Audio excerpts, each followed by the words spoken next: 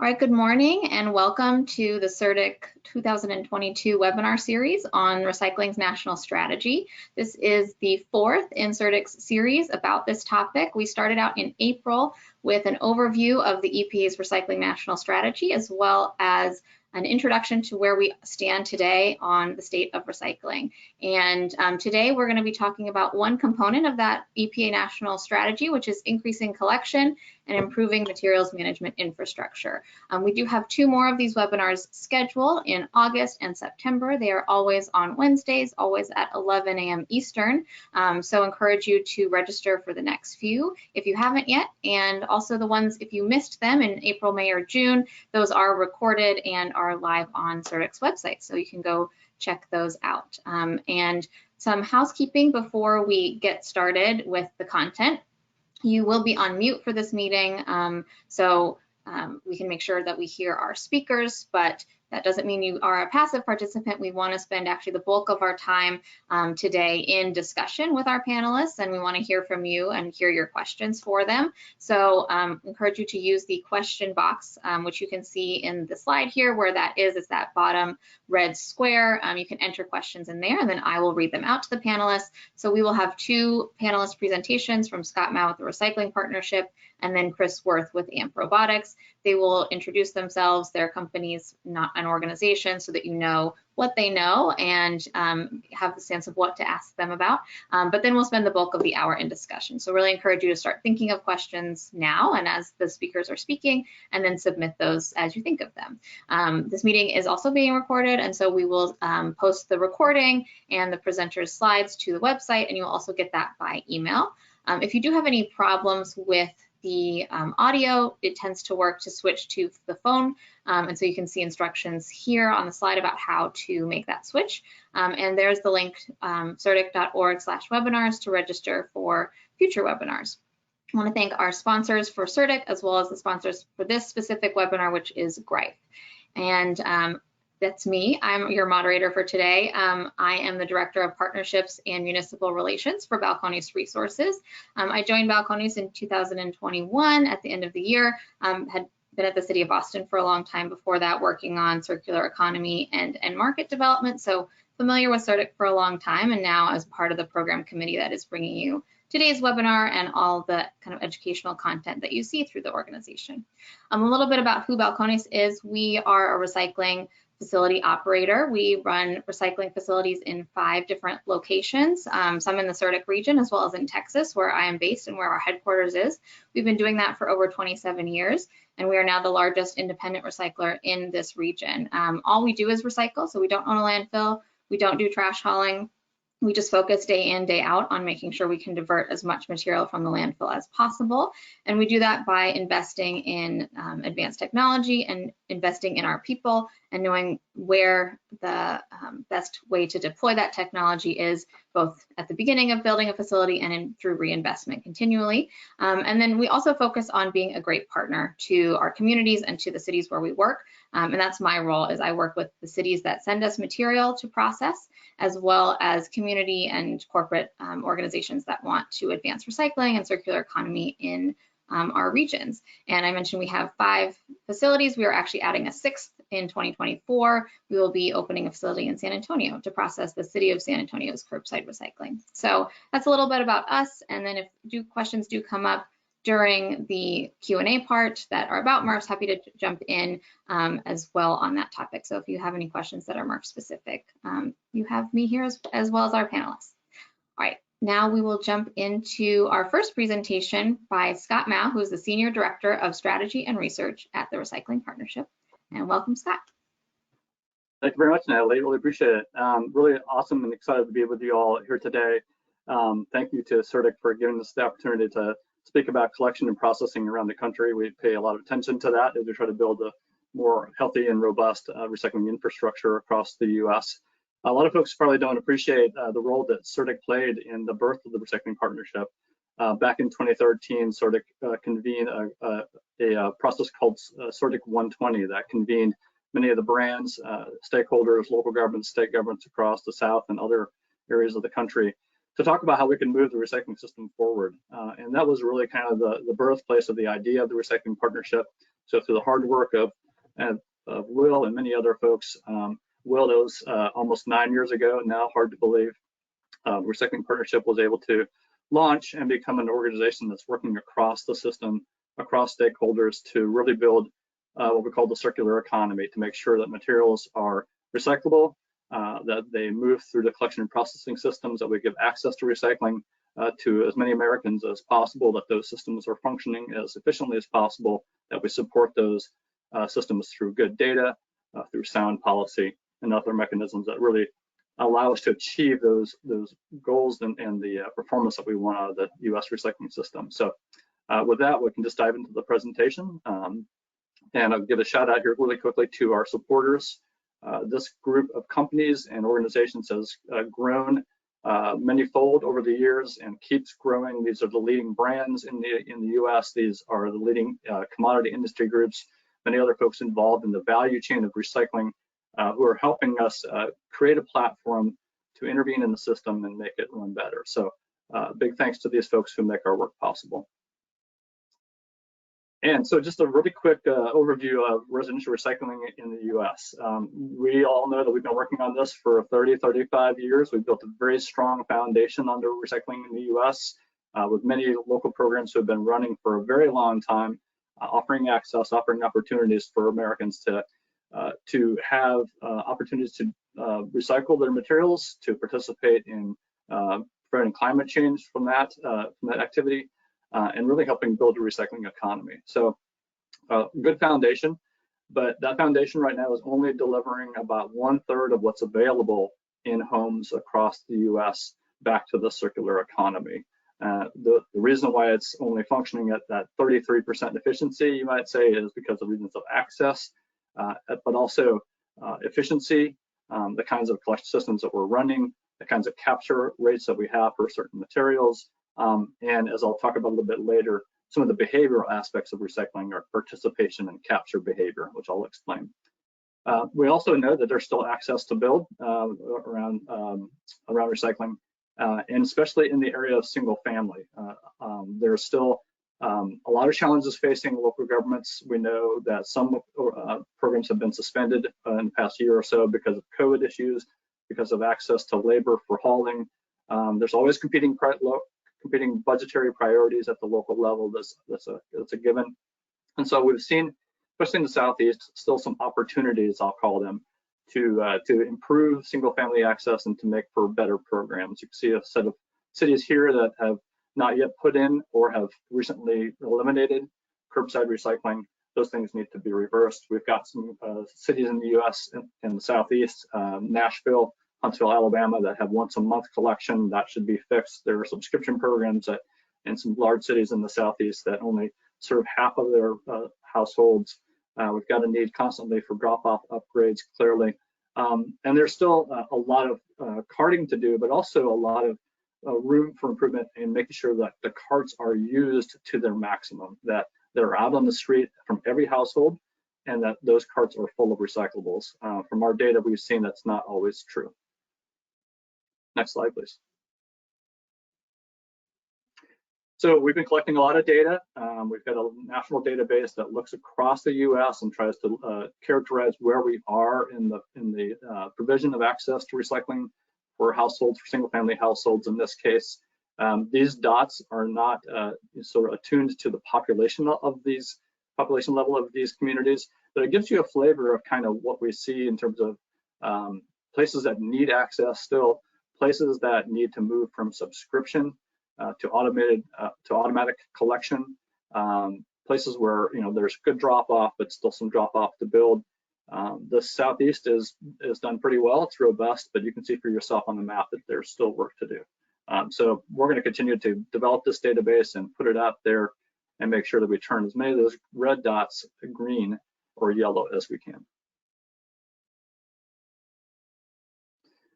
And of course, we also know that MRFs are playing a critical role in this process, right, of moving materials to the circular economy. On the top there, on the top right, you see our residential MRF map that's accessible off our website. We try to maintain a list and a map of the functioning residential recycling MRFs across the U.S. There are about 360 or so of them around the country. And we see a lot of, again, room for improvement, I'll call it, in MRFs. One thing that we've been working very hard on is to raise polypropylene to an acceptance level and a sorting level that's commensurate with PET and HDPE. It is definitely a legitimate and strong resin for recycling. It's in packaging that's here to stay. So we need to make room for polypropylene in MRFs and make sure that it's coming forward to the marketplace. The biggest demand for polypropylene is in the Southeast. So there's a lot of reason for us to build polypropylene sortation in the Southeast. Not every MRF is 100% efficient. Every MRF has capture upgrades that they can pursue. We know there's other things coming that might be sortable materials, things like PET thermoforms, and other materials that are working hard to achieve recyclability that we'll need to make room for. There's constant need for innovation and deployment, and I'm sure Chris will talk a lot about that in his discussion after me. A lot of move toward automation that will continue, of course, as we go on. We see, as we work with MRFs, that standard operating procedures, boring stuff like that, are really, really critical for MRFs to operate at a high level. And we want to encourage that to develop more and more across the US. At the top of this slide, I failed to mention that blended values have really responded well from the national sword in early COVID days, and we're seeing that being driven back in lots and lots of investment, lots of upgrades to MRFs across the country, lots of big new MRFs being built. That's highly encouraging. At the same time, the MRF picture is really, really interesting. You might be puzzled about that circle down below there. That is a profile of ownership of MRFs in the United States. The two big slices there are Waste Management and Republic. And then you can kind of see for yourself what a highly disaggregated marketplace it is. There are a lot of single proprietary small MRFs across the country. And to move MRF infrastructure forward in whole, we have a lot of work to do across that whole circle. Luckily, again, prices have rebounded. We did an assessment of the value of materials that are generated by US single-family homes back in our 2020 State of Curbside program. You see that left-hand column there, we've estimated about $2.7 billion of value in the materials that were being generated by households. As of March, 2 years later of 2022, it was up to 8.6. Now, we all have been in this for a long time. We know that markets fluctuate. You can see that even in this graph here. But it's a good time to remember that we've really weathered a storm with national sword and COVID, and we have a lot of reasons to turn this material back to the economy.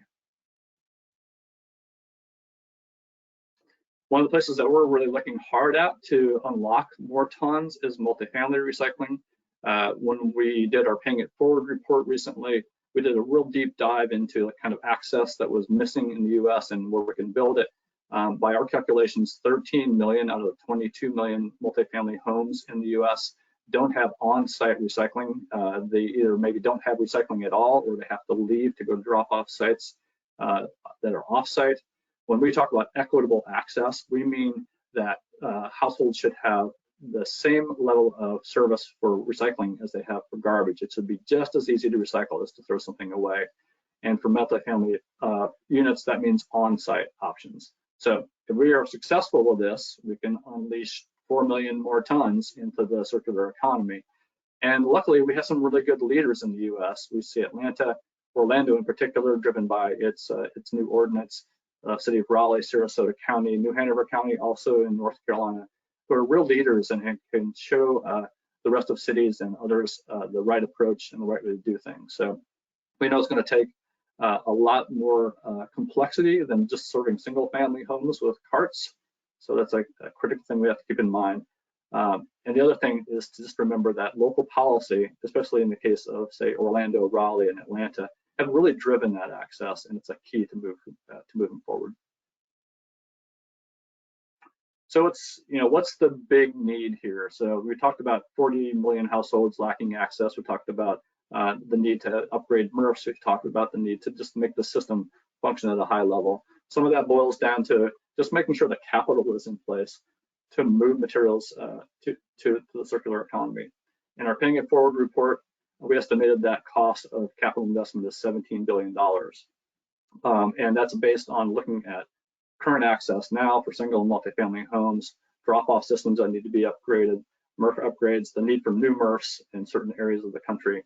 And if we're able to achieve that, which we think we can do through good policy, through good programs, you can see on the bottom just the huge payoff, the huge return on investment that we would get from that capital investment. So it's really something that we can't not invest in. We've got to find ways together to work on getting this investment in place and achieving all those benefits that are on the bottom of the slide. So this is a busy slide, but it's meant to indicate the behavior aspects of recycling. In our analysis, as we looked at building recycling access, if we're able to achieve 100% recycled, equitable recycling access in the country, meaning again, that people can recycle something as easily as they can throw something away, and that everybody can do that wherever they live. When we project the tons that would come from that, it's huge, it's substantial, but we would still be missing half of the tons to recover through what we call participation and capture behavior issues. If you kind of look at the details to the slide a little bit, you can see some folks on the bottom, they've got some things that they think about recycling, and it leads them to do certain behavior. You see sort of that top row there that says, some of those folks are full participants. They've got their card out in every collection cycle. Some of them only 1/4 of the time. Some of them never put their card out. Now, that's a complete loss of material in that case, right? We also know from doing capture studies around the country that not every household that participates puts all the recyclables in the recycling cart. You can lose as many as 2 out of 5 plastic bottles to the trash, even in a participating household. So you see that second row there indicates the capture behavior stuff. The challenge is, how do we move then those folks to recycle more perfectly, to be more efficient and make sure the stuff that should be in their cart, in the recycle cart, is in the cart and not in the garbage. For that purpose, we've launched a Center for Sustainable Behavior and Impact that's going to try to start working on these issues. We're really anxious to engage with communities that want to work with us on these issues. Any community out there that wants to work on increasing participation, enhancing capture behavior, we're all ears. Please contact us and we'd love to work with you. And then sort of sitting in the background, of course, is this idea that some of that capital I talked about earlier, some of the operational support that's needed to move us forward, some of the other things that will really make our system function at a high level will demand policy. And as folks I'm sure are paying attention to, there's a massive, sort of movement and momentum behind policy issues in the country. This is just a quick map of the 4 green states that have now passed producer responsibility, the other states that have introduced it. We think this is a trend that will continue. We see this as a net positive for recycling to bring the financing that's needed to really raise recycling to the next level. So we're excited to see this map develop. We're doing our part to engage all stakeholders to help this map turn even more green. Next slide, please. And why is that important for SERDC? Well, Will, shout out to you. This is a screenshot grab of this wonderful database that SERDC built many years ago and maintains. It really paints this picture that the Southeast still today remains the area that would benefit the most of increased collection and efficient processing. The Southeast is full of paper mills, aluminum plants, glass plants, fiberglass plants, steel mills. It's the place where robust demand, it really sits for all recyclable materials across the US. And it has to import a lot of materials from across the US because we're not feeding that system as well as we can. So a real shout out to SERDC and its work, its continued work to try to build that collection and processing infrastructure. The Recycling Partnership wants to be a real part of that with you, and really appreciate all the work that you're doing. And with that, I'll hand it over to Chris. Thank you very much.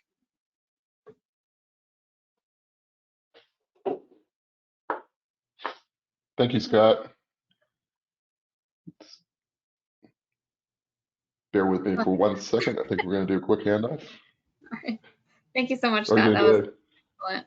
And if you have questions for Scott, just a reminder, you can go ahead and put them in the question box, and we will hold questions until after Chris's presentation because there might be some that are relevant to both of them. But as Chris is pulling up his slide deck, just jot down your questions for us, and we'll get them handed or spoken to the presenters at the end of Chris's talk. All right, Chris, I'll hand it off to you now. Thank you. Appreciate it, Natalie. First off, wanted to thank SERDC for including us. We're a recent member that joined earlier this year, and it's really I think really exciting as we continue to proliferate technology and partner with the Recycling Partnership with our customers throughout the U.S.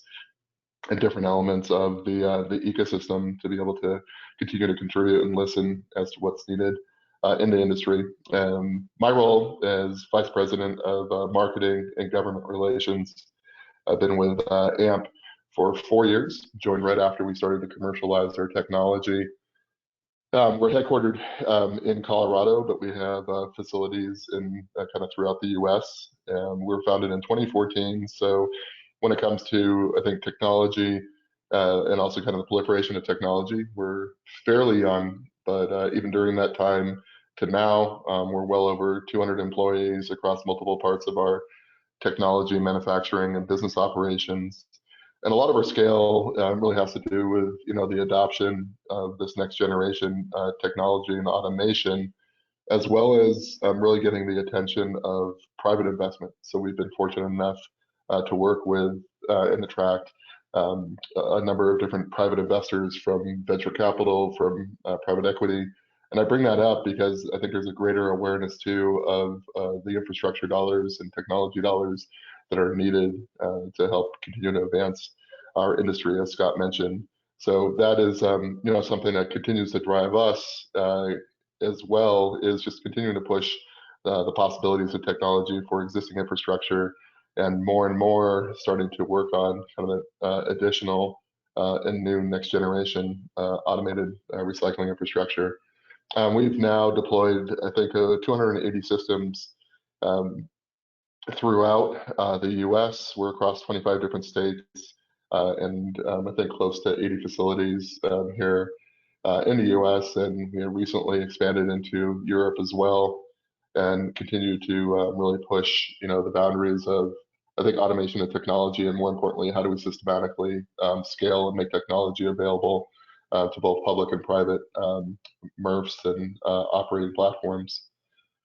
So just a quick snippet on the technology. So what we're doing is we're applying computer vision that's doing essentially taking millions of pictures of materials as they're coming, commingled materials as they're coming down conveyors, and with it translating those images and pixels into data, so that we were able to identify different types of materials, polymers, form factors, and separate that into I think well over 200 categories of materials and subcategories by color, by polymer, by more and more by kind of unique types of materials that even tie back into the brand. So we're using that visual identification and collecting that data in order to then incorporate into automation. And then, of course, that automation provides a mechanical intervention to remove materials, remove contamination, or positively sort targeted materials. And then where we're kind of pushing further on the forefront is capturing that data and providing that data back to operators so they can make informed decisions on what is coming through different aspects of facilities, different aspects of different lines within operations. And on an annual basis, we're actually capturing data on over 50 billion objects. All that data is continually improving our ability to recognize materials with greater and greater specificity, and also is creating ultimately data that we feel can help to standardize data capture of what's being recovered and what isn't. So that helps to continue to kind of push the envelope when it comes to data capture in general. So kind of getting back to it, so much of what our focus is on the classification of different types of materials, getting into further iterations of differentiating between food contact, non-food contact, and then starting to get down to the traceability, down to the consumer CPG brand owner, at least the capability to do that. This has also helped us to further push segregation of material. We'll look at PET to be able to distinguish between PET thermoform, between PET bottles as an example. Polypropylene has been a very big focus of ours, working with the partnership and also deploying systems that are focused on emerging or continually growing material categories like polypropylene and the associated form factors. We've done, I think now, a half dozen of robotic deployments focused on polypropylene alone just in the last couple months. So we continue to see how we can tackle existing and emerging commodities as well to create opportunities for net new volumes of material and tonnage, but also to remove and continue to remove contamination and tackle the purity that's needed in the marketplace today. And then I think as so I'll show here just in the background, this is, working with Balcones and continuing to build relationships with our deployments. This is a Sarasota facility operated by Balcones, where we have a number of robotic systems on different container lines, fiber lines, last chance, carton lines, etc. And as we are starting to proliferate technology, we're also starting to now apply opportunities for next generation infrastructure. We've started to deploy automation into reclaimers and converters, so there can be further separation and segregation of inbound plastics, and then separation into their operations, and continue to tackle, again, issues with either contamination or increasing throughput, and tackling issues with scarcity of labor. And then kind of that third level is that we've started to stand up and kind of incorporate technology and automation into secondary recovery facilities and processing facilities that we're operating. And we've stood up recently operations and facilities in Denver, and most recently in Atlanta and Cleveland. And these serve as kind of a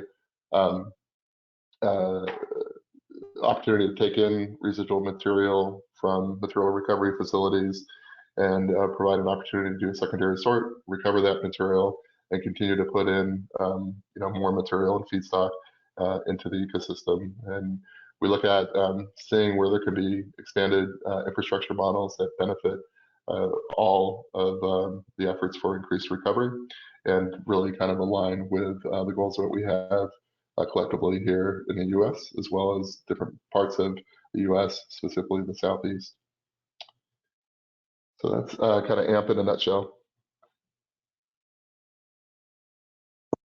Thank you, Chris. Thank you so much for giving us an overview and showing us those videos so we could see the technology in action.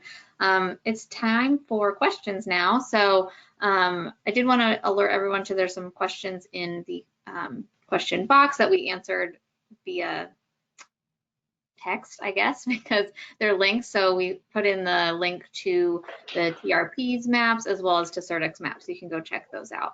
I'll kick us off with a question for both of you, whoever wants to chime in, just about kind of two trends that I'm seeing that are happening in curbside programs and kind of the bigger conversation around curbside.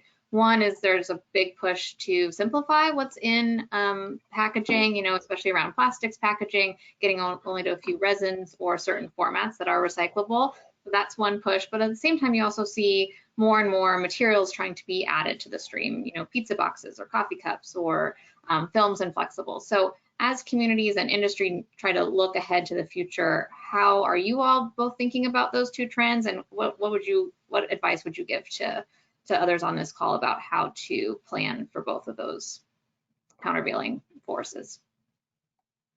I'll take a quick stab at it from a couple different angles, Natalie. First, it's really important to see kind of what's happening in the industry around materials and especially around plastics, but other things, right? We see the stand-up of the plastics pact. We see other folks being very active right now to look at the packaging stream and to determine and improve its recyclability. The Plastics Pact has named problematic and unnecessary plastics. We know the Association of Plastic Recyclers has worked very hard on recyclability issues. They've got guidance that's widely used out there. Other organizations are super focused on this to make sure that we build that recyclability as well.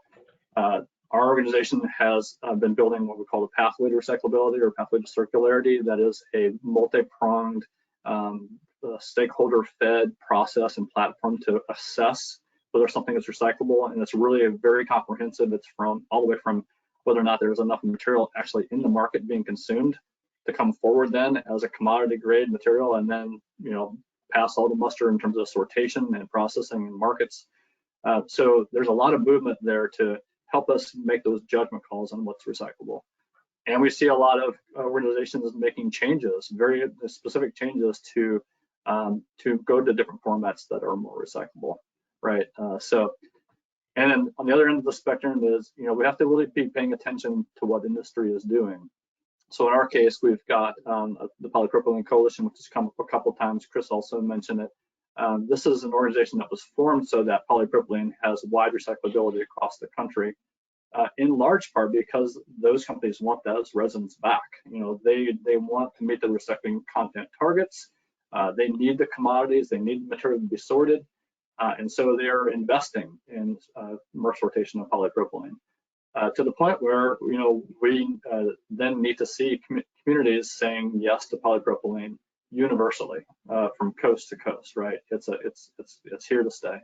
Other things are also being pushed by industry in very constructive ways. Coffee cups were mentioned earlier, and other materials there. The paper industry has done a wonderful job really trying to document the recyclability and the demand and need for pizza boxes. Pizza boxes should be in collection, not pizza, but pizza boxes. So, if we're taking our clues from what industry is doing and investing and looking at these other platforms to improve recyclability, I think then if communities are then agile and MRFs are agile as well in reacting to that, we'll see us settle into some wider spectral collection and processing platforms. Awesome. How about you, Chris? What are you seeing, and how are you guys planning ahead for that at AMP? Yeah, no, absolutely. I mean, I think, a big part of the premise for AMP when it came to even our original technology, thesis was, what can you do to tackle the materials that historically have been difficult to recycle because of the economies of scale, or just really the ability to identify even low volume materials that had, challenging attributes to recover. Take the coffee cup as an example. Here you have a coffee cup. It's got, insulated packaging, has unique attributes, and historically has been challenging. And one of the first things we did a couple of years ago was develop very specific data and label sets so we can actually target that. So we look at those unique identifiers of that type of unique packaging, and then we can target and get it. So we have a little bit of a motto here: if you can see it, you can sort it, and hopefully if you can sort it, you can sell it. We know that there has to be market development, obviously, to backstop that. But when we tackle it from the technology standpoint, we're also focusing on another part of the recycling partnership, but working with the Film and Flex Coalition to identify multi-layer flexible packaging, tackling the film issue, and then looking at different types of automation in order to recover. But again, it kind of comes back to utilizing or continuing to push sensor technology to identify these problematic or challenging, I should say, recyclables in the past, and can you actually make those scalable to recover? We've done also similar things with, good example too is with Sunoco, where we look at rigid and paper canister packaging, where you might have then multi-materials. So how can you utilize those different attributes and create, collect or capture, identify it, and then recover it? So we're very bullish that we can help to ideally overcome some of these past challenges in material identification, and or continue to adapt to further innovations into design, so we can maximize capture within existing infrastructure and then further build out new.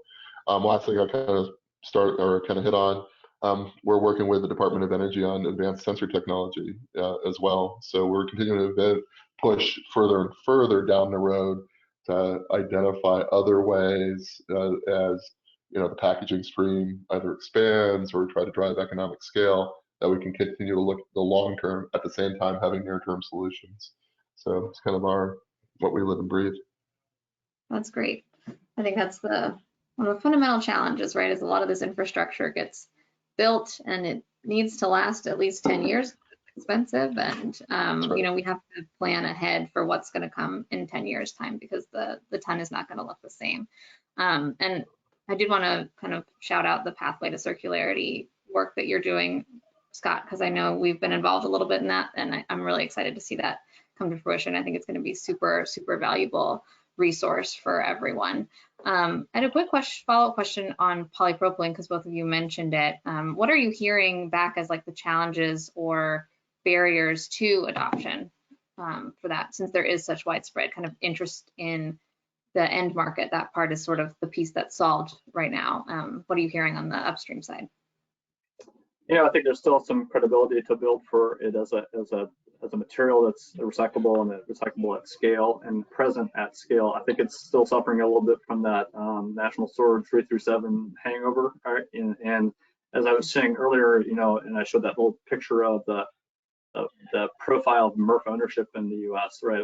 There are, you know, again, 360 MRFs out there. 80% of them are privately owned. Some of them are very small, and you know, pushing the processing infrastructure into those facilities is going to be tough, and that's why, you know, that's why the facilities that AMP is building are important, because it builds out this sort of an entire solution across the board.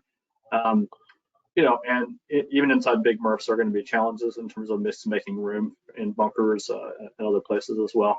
But the fact of the matter is that polypropylene, we've shown this time and time in our capture studies around the country, it's present as a packaging material in households at rates higher than HDPE natural and HDPE color.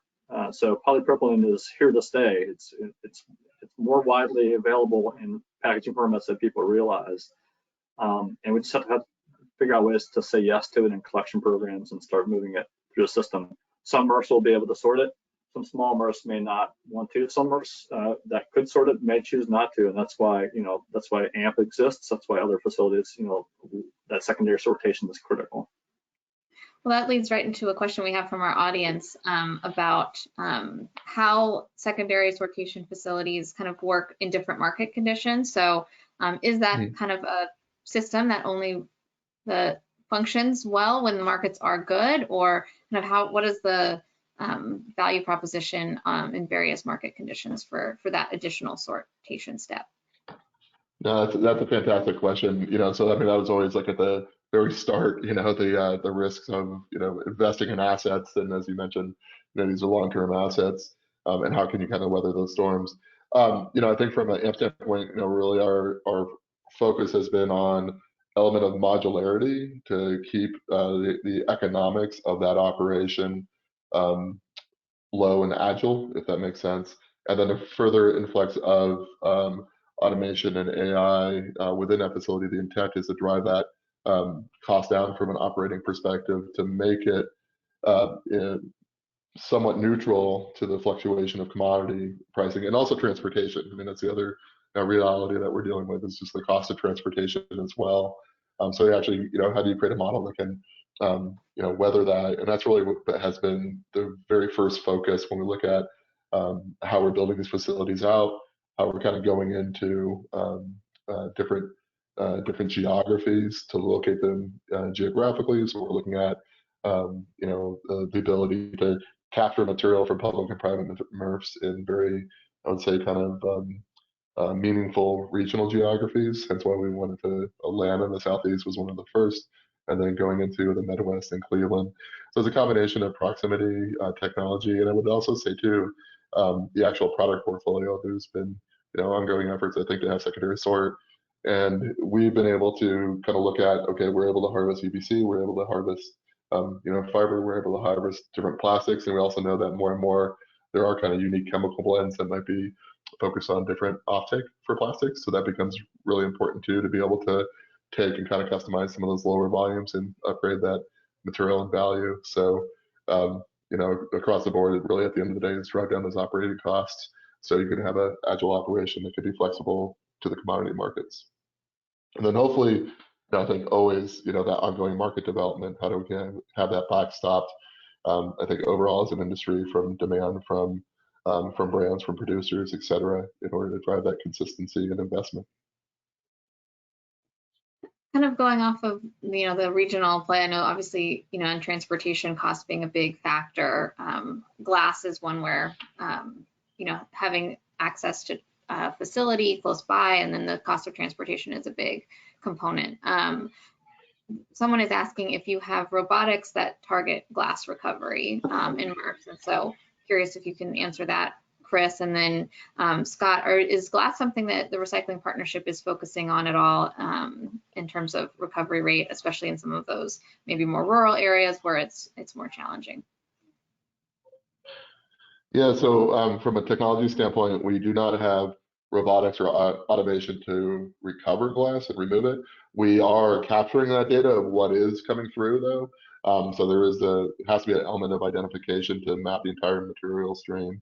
And some of that has to do with the recovery and kind of the presentation of glass as it kind of comes through a MRF of how you actually can capture it with different kind of gripper technology, et cetera.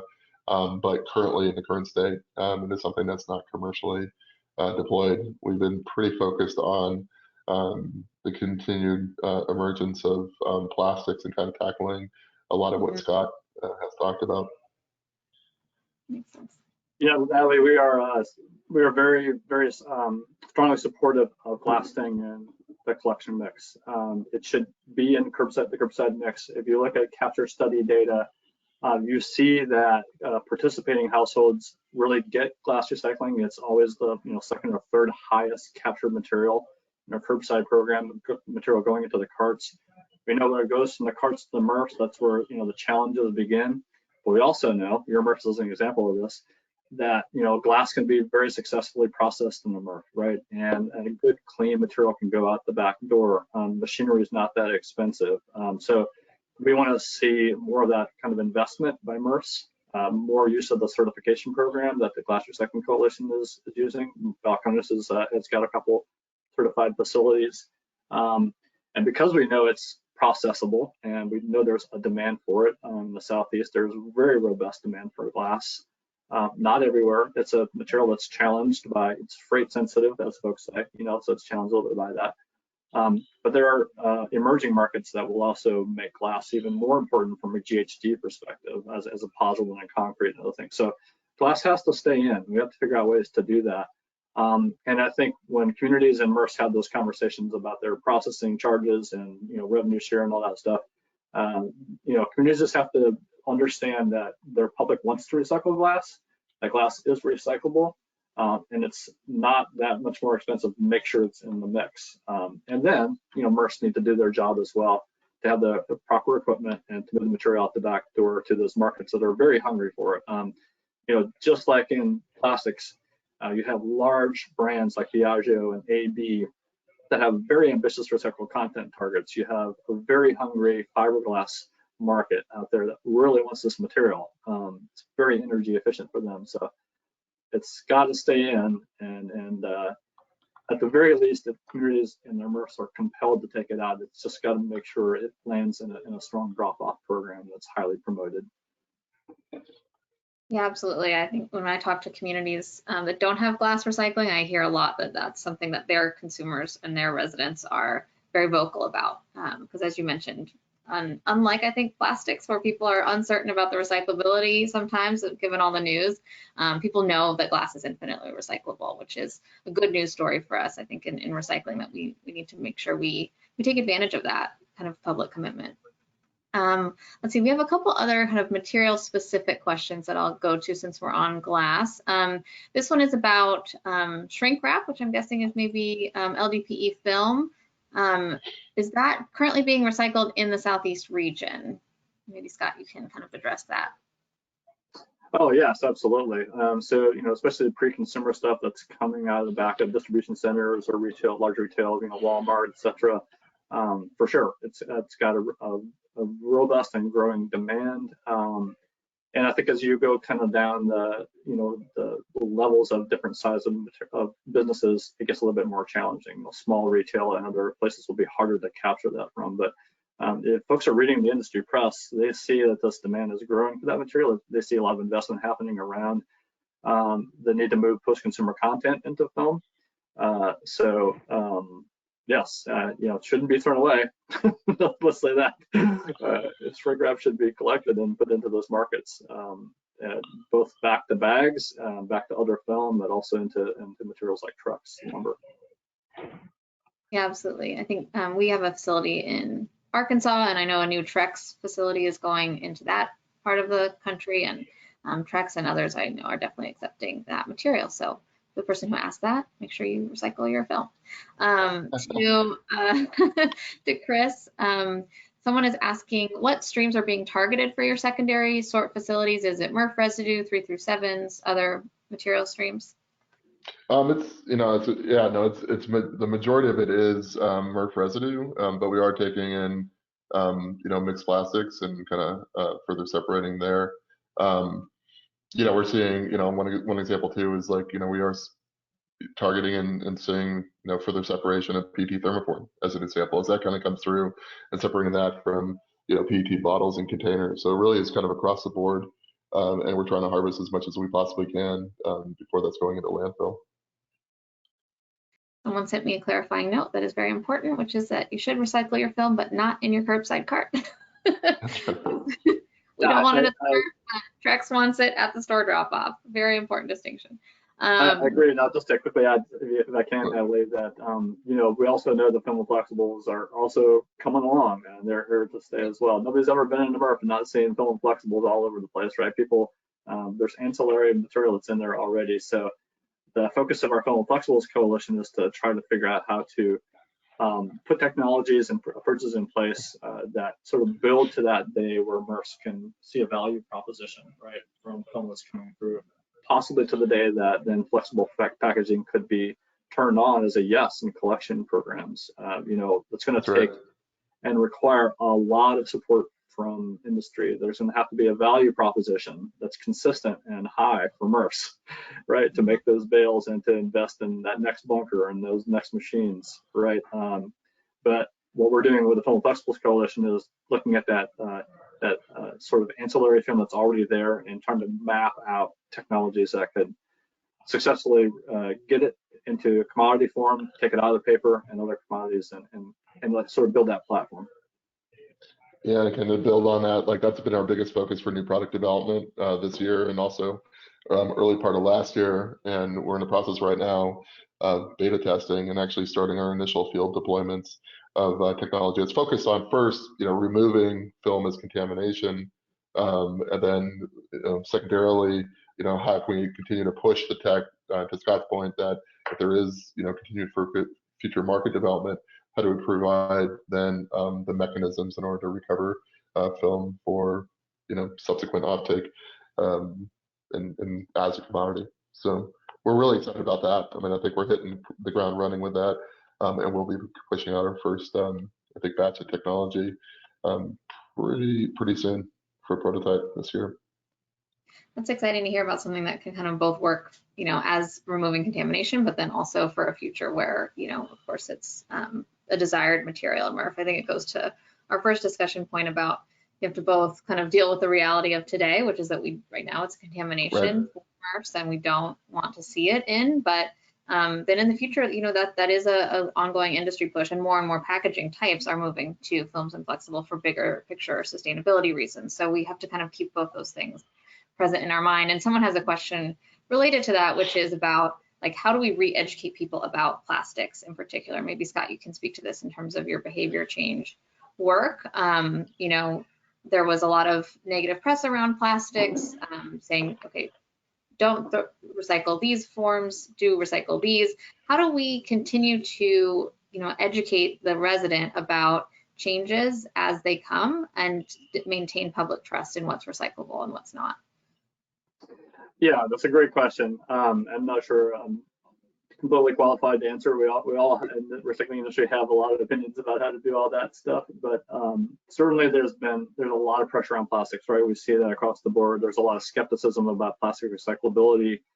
There's a germ of truth to that critique, right? We really aren't recovering plastics at the same level that we should. Some of that comes from the fact that there are plastics in a lot of materials, durable materials, for example, that don't have strong pathway to circularity. And when you use statistics to prove that point, sometimes that gets lumped in, right? On the other hand, especially in the Southeast, again, the home to just a huge demand for HDPE, PET bottles in particular, and polypropylene. And right on the heels of that, PET thermoforms. So those things have been here to stay. They are here to stay. And, I think a lot of folks have experimented with, talking about shape as opposed to number. I think there's probably still a case to say that use of a number from time to time is helpful, especially with look-alike materials like clamshells or like cups. So we might still see the need to throw some numbers onto the education and outreach. Use of imagery always helps in education and outreach. Just being clear. And this is again where the movement that we're seeing on the packaging side, the work of the Plastics Pact to really move unnecessary and problematic packaging out of the stream will converge and help that process. But we know if we want to educate on numbers, we know 1, 2s, and 5s still works, right? Yep. So, and then shape and format with a lot of imagery also really works. And again, this trust question, like recycling plastics has been the subject of a lot of critique, right? For sure. Folks have to know, and especially in the Southeast, that material is moving to circularity. It comes back to them in the form of many products. It's in huge demand by brands that are trying to make these recycled content targets. So folks have to know that and have faith that material is going to come back to them in the form of a product. So that's what's happening. You could have built on one thing too, is also, I think, and this is one thing that I think is fantastic with what the partnership is doing. I think maybe collectively we're focused on is data, like accurate data of actually what is happening in real time. That's big part of our whole premise too, is how do we create something where there is getting to further standardization of data reporting, so we can kind of all we hear is about is the 5%. Now it's the 5%. Recovery rate of plastics, and how do we create some elements where there really is detailed information and data, and kind of remove some of the opacity and data transparency that is needed out there. And it's something that ties into the national recycling strategy as well, and an imperative that we see across the board. So I think collectively we're really bullish on how that can improve consumer sentiment, and really provide more data intelligence and confidence in what is actually happening. So yeah, I think related to data, that taxonomy, like what are we calling it? Plastics could mean so many things, right? Like you said, that's right. A toy or something, right? A laundry basket, a cup. And so that language is also, I think, really important part. Quick question for Scott: how does somebody become part of the Film and Flexibles Coalition? Oh yeah, certainly you can find it on our website, recyclingpartnership.org, Film and Flexibles. You can also email my colleague Trina Matta, Matta, M-A-T-T-A, at recyclingpartnership.org. Shoot me an email after this. I think my contact information is included here, and I'll connect you with my colleagues. The more the better. We got a lot of work to do. So thank you. Awesome. Hope we get at least one new member from this event. Are there any robots deployed in the context of construction and demolition recycling? Someone wants to know. Yeah.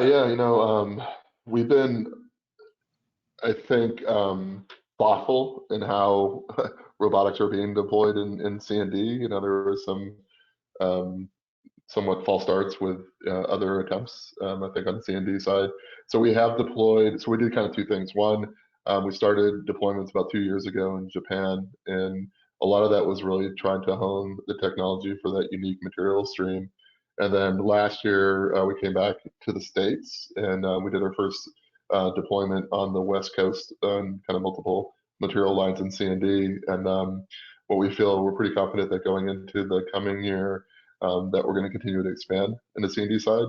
And we're very interested in really partnering to make sure that the tech is in the place that it has to be, completely different environment than, of course, single stream.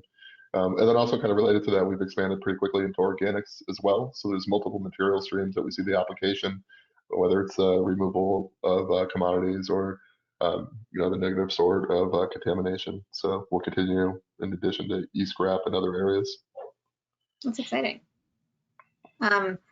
There's a question also about how will EPR impact product design?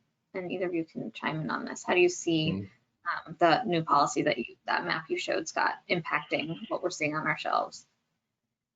I think it's a great question, and it's an open question. I think it's fair to say it's a question that we'll just have to see how it plays out. The devil will be in the details in how these particular laws in the 4 states so far, and who knows how many more are coming. How that will play out. We look to Canada and Europe and see how things are played out there. I don't know that it's a slam dunk that you always see design changes as a result of EPR per se. The driving force of that using an EPR system is what's called eco-modulation, where the fees that the brand pays on its packaging is maybe reduced if there are other elements like recycled content or recyclability. That is a feature of EPR that should be standard, and it should be part of a suite, I would say, of things that drive that design standard. But at the same time, the best strategy is also to have a portfolio of other things to look at. That's why the stuff we're doing around pathways are really important. It's also why you see states like Oregon, when they passed its EPR law, also attached to a process of looking at recyclability and design. So, I could see a future where some of this is, encouraged at least by eco-modulation and fees, but also encouraged by other policy mechanisms or other platforms like Pathway or the things that the Plastics Pact is doing, that drive that conversation as well. All boiling down to a set of things that will motivate brands to move toward recyclability and higher recycled content. One thing I'll just say too, that there should be strong motivation, right, to have recyclability be at the fore, because they want the resins back, right? So if you make a bad package that goes in the trash, you've lost the opportunity to raise your recycled content rates in your next packaging. And Chris, how does that kind of impact you all in terms of like standardization and how that impacts your visioning technology? Changes in design, positive, challenging? Yeah, no, I mean, for one, a lot of the, kind of build on the tech has been how to kind of adapt to a changing material stream. Obviously, as there's continued improvements in, identification or labeling, et cetera, that just makes, the specificity and recovery of materials that much better. So we, see that there was kind of, room to kind of tackle it from kind of both sides of that equation. We've been working more and more with producers and CPGs on different types of packaging to kind of get ahead of the game in material identification. I mentioned, kind of previously some different form factors, kind of unique materials that might be getting rolled into, different material changes, small package formats, et cetera. So, we really see that there will be a continued collaboration, I think, on the technology side, on the, the infrastructure side, as well as on the producer side. And hopefully, EPR and other, policy and regulatory will continue to encourage that.